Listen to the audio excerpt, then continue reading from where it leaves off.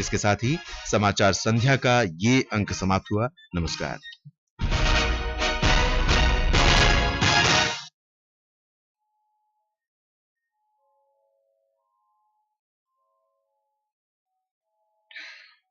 Good evening. This is Akashwani and I am Nishit Kumar with the news at 9.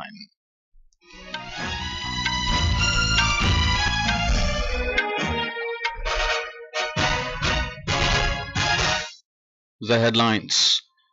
Landfall processes of severe cyclonic storm Remal likely to begin in 2 to 3 hours to hit Bangladesh and West Bengal coasts, causing heavy rainfall, says IMD. Prime Minister Narendra Modi chairs review meeting on cyclone. Indian Navy and West Bengal government gear up to deal with emerging situations in cyclone-affected areas. Poll campaigning in top gear for the last phase of Lok Sabha elections, senior political leaders making all-out efforts to garner support. Government issues directions to telecom service providers for blocking incoming international spoofed calls. Around 670 people buried alive under massive landslide in Papua New Guinea, and in IPL cricket, summit clash between Sunrisers Hyderabad and Kolkata Knight Riders underway in Chennai.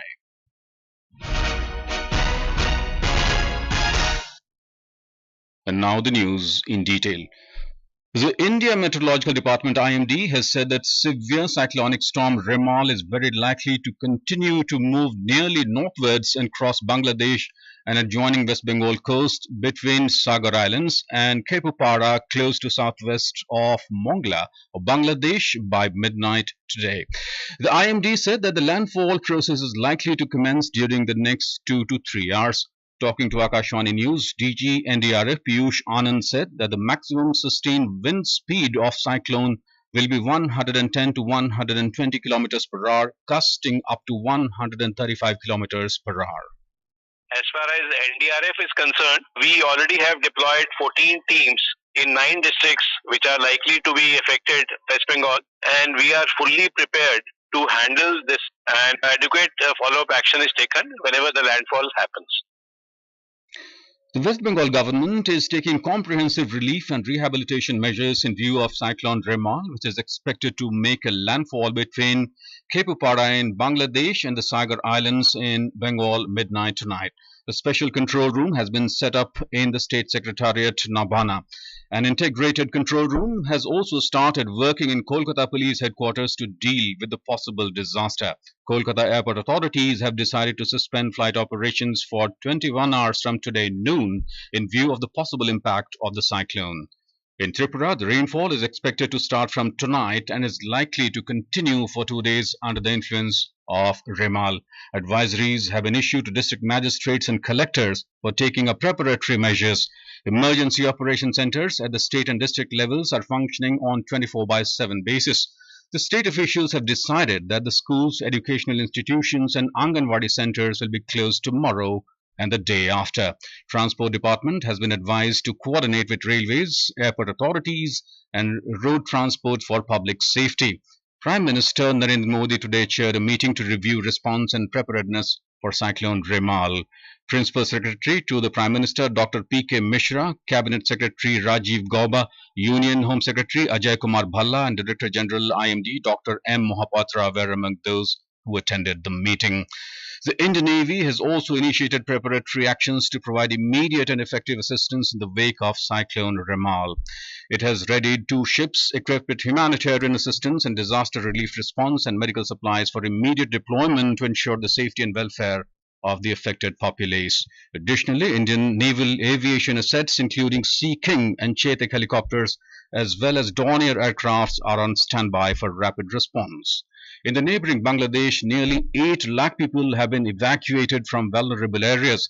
Official sources said in Dhaka, volunteers have been deployed to evacuate people to 4,000 cyclone shelters across the country's coastal region.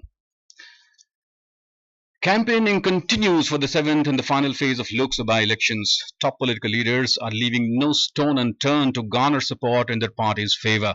Polling in this phase will be held for 57 parliamentary constituencies across 7 states and a union territory on the 1st of June. Prime Minister and senior BJP leader Narendra Modi today addressed public meetings at Mirzapur, Mau and Basgaon in Uttar Pradesh. He said that the country has decided to form the BJP NDA government for the third time because of its good intentions and policies. Mr. Modi claimed that he is dedicated to the poor, Dalits and backward people of the country. The Prime Minister said that the country is moving on the path of self-reliance in defense sector. आज हम रक्षा क्षेत्र में आत्मनिर्भर भारत की ओर मजबूती के साथ आगे बढ़ रहे हैं। हमारे यूपी में डिफेंस कॉरिडोर बन रहा है। देश का रक्षा निर्यात 21,000 करोड़ रुपए से ऊपर पहुंच गया है। अब आप बताइए, देश में डिफेंस कॉरिडोर बनाने वाली सरकार होनी चाहिए या दिवाली वाली? UP Chief Minister and senior BJP leader Yogi Adityanath addressed public meetings in Mirzapur, Chandauli, Ghazipur and Gorakhpur. He said the country is moving towards becoming a global power and borders have been secured in 10 years. Addressing political gatherings in Salempur and Balia, Samajwadi Party Chief Akhilesh Yadav said today people were upset over increasing inflation and unemployment. He said if INDIA bloc comes to power, they will waive all the farmers' loans. In Bihar, senior BJP leader and Union Minister Amit Shah has claimed that his party has crossed 310 seats in the first 5 phases of the ongoing Lok Sabha elections, and in the last 2 phases the party will cross 400 seats mark along with its National Democratic Alliance partners. He was addressing a rally in Karakat today. Addressing a public meeting in Jahanabad constituency, BJP President JP Nadda said voters have full faith in the leadership of Prime Minister Narendra Modi because he has given a stable government. RJD leader Tejasvi Prasad Yadav held a public meeting in Buxar in support of the RJD candidate. In Himachal Pradesh, Congress star campaigner and senior leader Rahul Gandhi addressed election rallies in Una under the Hamirpur parliamentary constituency and in Nahan and Sirmaur district under the Shimla parliamentary constituency, urging people to vote for Congress candidate. Mr. Gandhi promised that if the Congress party comes to power, 1 lakh rupees would be deposited annually into the accounts of every poor woman. नोटबंदी की नरेंद्र मोदी जी ने हिंदुस्तान के सारे छोटे व्यापारियों को खत्म कर दिया, गलत जीएसटी लागू की, तो इसीलिए हर महीने सब गरीबों को हिंदुस्तान की सरकार 1 लाख रुपए साल का देगी, जिस दिन तक ये परिवार गरीबी रेखा से नीचे होंगे। In the series of key constituencies of the Lok Sabha elections, today we bring you a report on the Chandigarh Lok Sabha seat. The main contest on this seat is believed to be between Congress and the BJP. We have a report from our correspondent. This time, Bharatiya Janata Party has fielded one of its senior leaders, Sanjay Tandon, from here, while Congress has expressed confidence in former Union Minister Manish Tiwari for the seat. Apart from BJP and Congress, Ritu Singh of Bahujan Samaj Party is also contesting from Chandigarh. In total, 19 candidates are in the fray from this constituency, out of which 13 are independents. There are a total of 6,59,805 voters in Chandigarh parliamentary constituency, including 35 transgenders, who will decide the fate of 19 candidates on 1st of June. Ashwini Kumar Sharma, Akashvani News, Chandigarh. Continuing in our series of key constituencies for the Lok Sabha polls, today we bring you a report on Dum parliamentary constituency of West Bengal. Our correspondent has the details.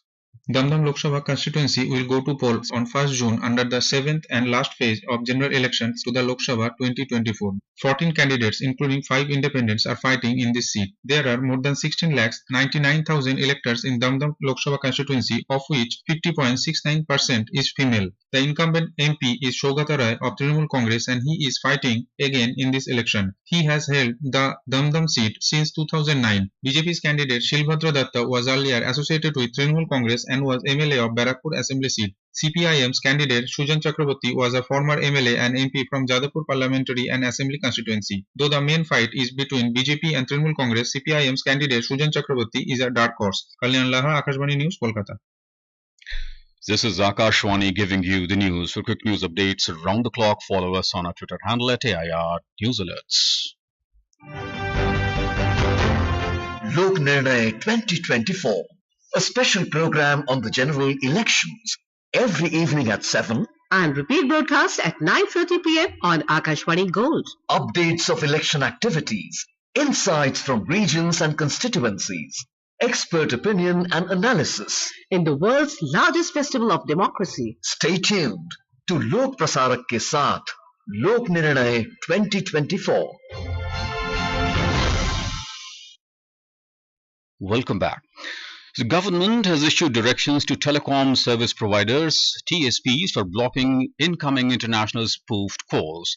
In a statement, the Ministry of Communications informed that fraudsters are making international spoofed calls displaying Indian mobile numbers to Indian citizens and committing cyber crimes and financial frauds.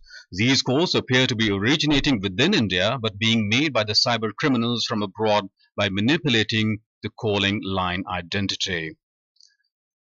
Prime Minister Narendra Modi has said that India is proud of Payal Kapadia for her historic feat of winning the Grand Prix at the 77th Cannes Film Festival for her work All We Imagine as Light. The Prime Minister, in a social media post, said that the alumnus of FTII, her remarkable talent, continues to shine on the global stage, giving a glimpse of the rich creativity in India.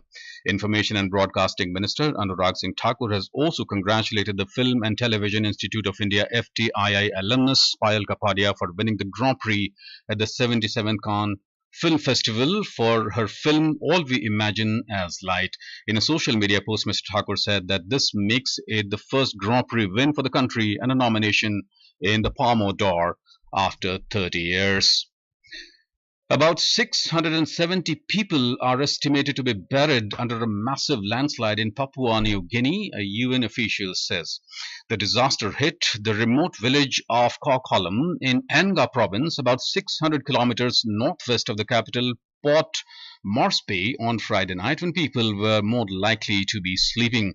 The head of the International Organization for Migration in Papua New Guinea, Serhan Aktoprak, said that the impact of landslide in the country's isolated Nga province was greater than initially thought.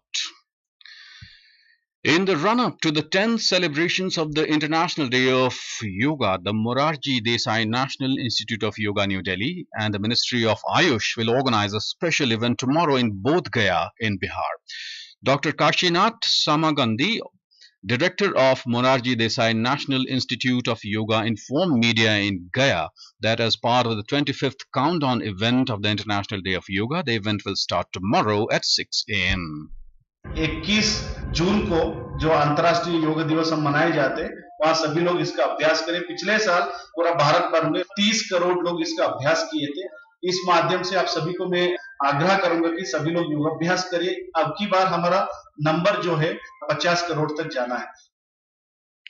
The special event has been organized at the football ground of Magad University premises in Bodh Gaya. In badminton, two-time Olympic medalist PV Sindhu conceded defeat in the finals of the Malaysia Masters Badminton in Kuala Lumpur, Malaysia today. The Indian shuttler lost to her Chinese opponent Wang Ji 21-16, 5-21 and 16-21 in the final match of the women's singles.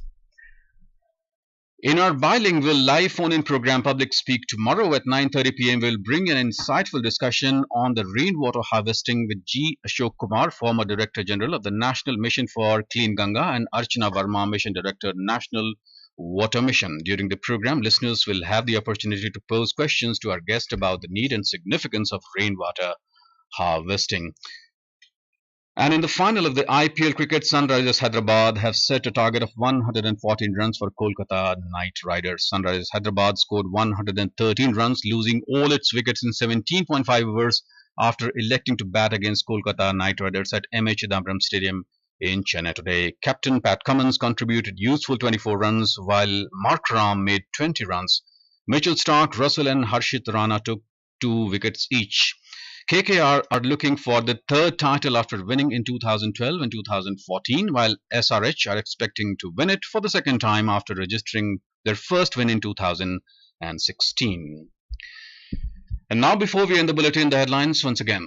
Landfall processes of severe cyclonic storm Remal likely to begin in 2 to 3 hours to hit Bangladesh and West Bengal coast, causing heavy rainfall, says IMD. Prime Minister Narendra Modi chairs review meeting on cyclone. Indian Navy and West Bengal government gear up to deal with emerging situations in cyclone affected areas. Poll campaigning in top gear for the last phase of Lok Sabha elections, senior political leaders making all-out efforts to garner support. Government issues directions to telecom service providers for blocking incoming international spoof calls. Around 670 people buried alive under massive landslide in Papua New Guinea. And in IPL cricket final, Sunrisers Hyderabad set a target of 114 runs for Kolkata Knight Riders. And that's all in the news at 9. Good night. This